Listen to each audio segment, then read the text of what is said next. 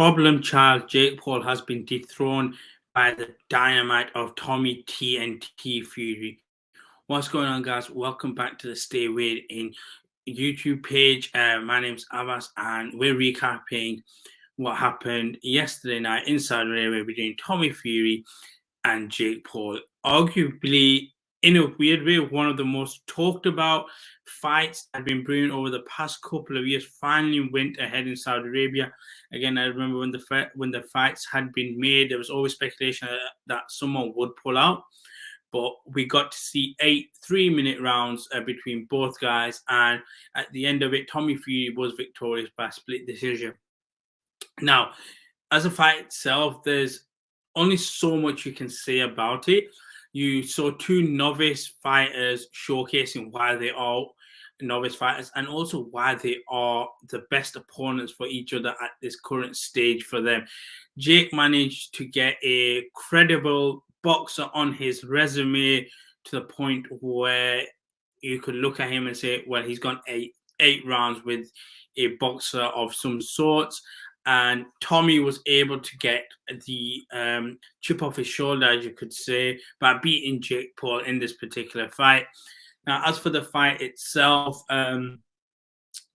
it was, like I said, it was exactly what you'd expect. Two guys who aren't the most skilled in terms of boxers. You're not going to see a clinic by any point, but you did see certain shots land at points.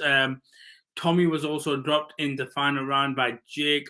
I think this was more of a testament to both guys as to how they can handle the nerves going into an event that they may not necessarily be used to, at least in this particular time of their career. When you look at Tommy, for example, I believe it was the 9th fight. When you look at fighters going into the 9th fight, they're not normally in headlining bills, regardless of whatever name they are. So Tommy had that burden on his shoulder. When you look at Jake, for example, he had everyone criticizing him for never actually fighting a professional fighter. And now you're at this point where you're doing it, even though you're just very green into this the world of boxing as well. And to his credit, he held his own. He troubled Tommy. He even got one of the judges to side with him when it came to the cards as well. But ultimately, as the fight progressed, you did see Tommy being the man to actually win this.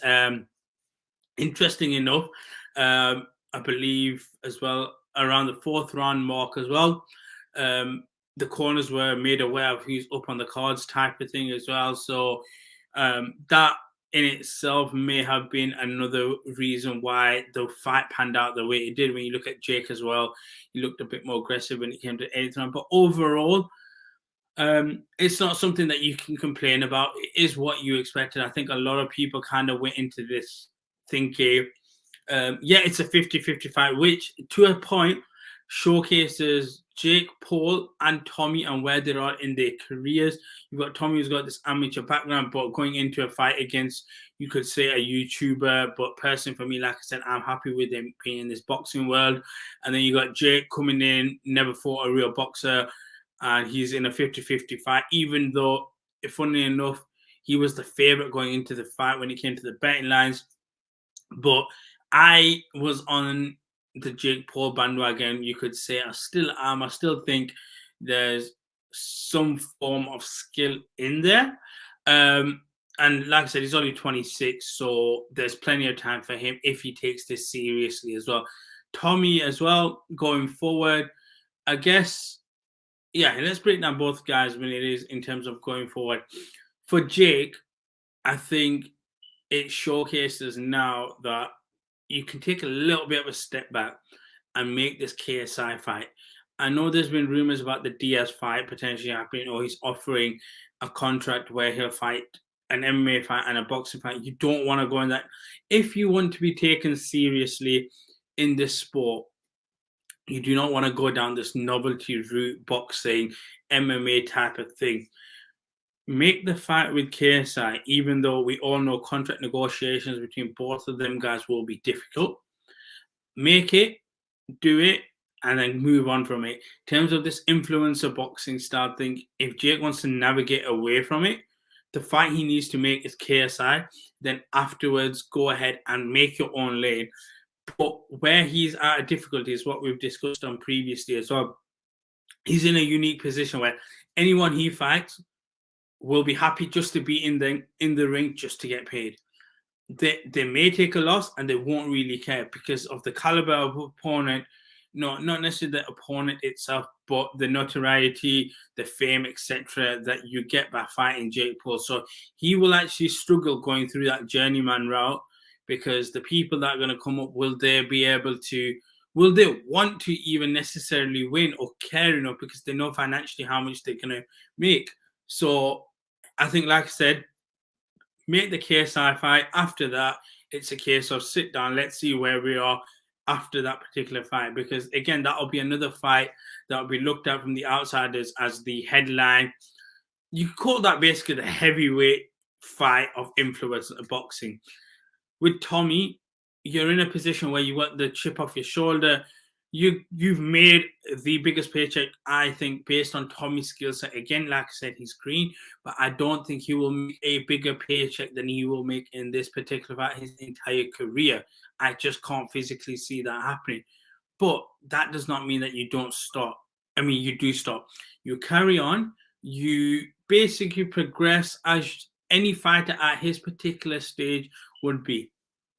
Again, Tommy's has the ability to fight under Fury cards. So the eyes will always be on Tommy, regardless of whether the fans necessarily are in the arena. You'll still have people tune in when it comes to undercard. You say, let's see what Tommy's fighting at. So he will always have eyes on him.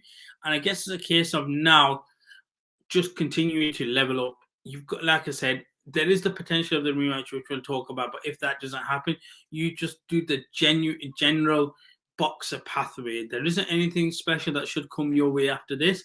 Just go ahead, mature your career to the point where people look at you and say, he's got a 14-15 record and stuff like that. Now, like I mentioned, there is the potential of a rematch. Financially, again, makes the most sense possible. Whether it is of great sense for Jake, I'm not so sure. I think this fight looked, you could see one guy is a real boxer, nothing on Jake, but the other's just grown into this sport. I personally, if I was Jake, wouldn't take the rematch I wouldn't enforce a rematch. For Tommy, it's fine either way, but I would just push towards the KSI fight. So, as an overall spectacle, I think it lived up to the billing. I wasn't against the fight. I think, again, like I said, it ended this little grudge that we had, and then it also elevated both guys in their own way, because you got a lot of people seeing Jake and thinking, regardless of whatever the outcome was, he went 8 3-minute rounds, he dropped a pro boxer, he dropped a Fury, and it's a case of let's see where you progress. When it comes to Tommy, like I said, he got the biggest paycheck he'll ever get in his career, I think, of all time, going forward as well. And also, he got the chip off his shoulder beating Jake Paul. Now, carrying on from that night as well, on the undercard, there was actually a big title fight between Makabo and Badou Jack. And Badou Jack officially became a 3-weight division. And you know what? Mad congratulations to him. At the age of 39, becoming, I believe, a WBC Cruiserweight champion. You have to give this man his flowers. There was a little period where Badou Jack just kind of fell off and the eyes were not on him as they used to be. But being in Saudi Arabia, becoming the first Muslim boxer to win a world title in Saudi Arabia, I think at 39 as well, it just made his whole career wholesome again. And again, it wasn't a case of where he was lucky to win it. He dropped Makabu twice. It was actually a referee stoppage in the final round. I believe it would have been up on the cards anyway. So it was actually a very solid performance from Badou Jack. As for what happens now, there are a range of fights available for him. But again, in the division he's in, I do believe that when he goes into the certain level of fights, even though he is the champion, I think he'll be viewed as the underdog when it comes to these particular fights. But I think it's not necessarily a case of that for now. It was just a celebration. The fact that he was able to accomplish this goal, 3 division world champion, and I look at Badu Jack and I just salute him being 39 and being able to look as good as he is right now. A quick little shout out as well to Floyd Mayweather. Like, if anybody knows me, you know that I love Floyd. Like, I've always grown up respect to Floyd. Outside of one other boxer, Floyd was always the guy that I would turn to. I would always put my money there. I'm happy. I'm excited to see Floyd in action. But Saturday night at the O2 was just not it.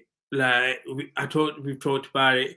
I've talked about it in group chat. Sorry, but it just wasn't it. There was hardly anybody there. Credit to the camera, the crew there being able to hide how many people were actually present at the O2.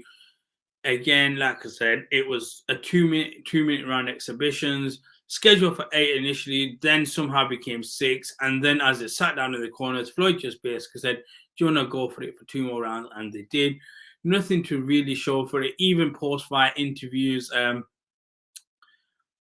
crowd reaction was very average, and that's putting it lightly. Like, going forward, like I said, with Floyd, I understand it to a point because I'm not an athlete, but I get that you have the itch and you can't get rid of it. But if I'm Floyd Mayweather, I have to relocate these exhibitions. It didn't work in London, even though he expected it to. I would say if you are going to do this, you need to do it in places where people have disposable income to know that they're not doing much. And let's go see this Floyd Mayweather showcase. In London, clearly that is not the case right now. With Aaron Chalmers, to be fair to him, going 8 2-minute rounds, it opens up that misfits gap for him to be able to put himself in there and again pave his career in a certain way that way as well. I'm sure because he's got the Floyd Mayweather fight on his resume. Again, it'll open up doors for him. And I think if he wants to do it, like I said, there's a certain pool of people who can actually go a certain level. And I think what KSI and DAZN have done is allowed that influencer pool to actually be open and allowed people to come into the sport. So I think Aaron should possibly look into that going forward as well. But yeah, that wraps up to this week's episode of the StayWeighedIn pod. If you enjoy the content, like, share, subscribe, follow all the socials as well. Let us know your opinions of the weekend's action. And as always, guys, stay waiting.